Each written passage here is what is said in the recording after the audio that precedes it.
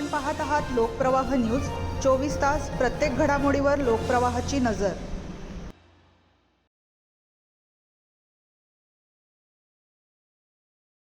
संगमनेरात अवैध ताडी विक्री केंद्रावर राज्य उत्पादन शुल्क विभागाचा छापा, 980 लिटर ताडी जप्त।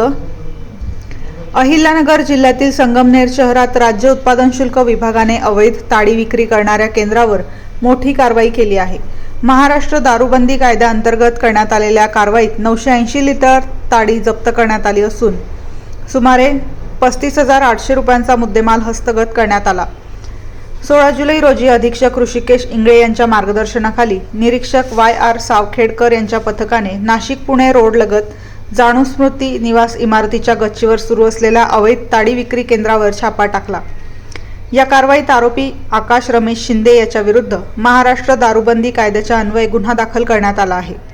ही कारवाई दुय्यम निरीक्षक गोकुळ नायकोडी, प्राची देखणे तसेच राज्य उत्पादन शुल्क विभागाच्या अधिकारी व जवानांनी केली आहे। विभागाकडून अवैध मद्य विक्री विरोधातील कारवाया पुढेही सुरूच राहणार असल्याचे सांगण्यात आले आहे। लोकप्रवाह न्यूज 24 तास साठी मोहसिन पठाण।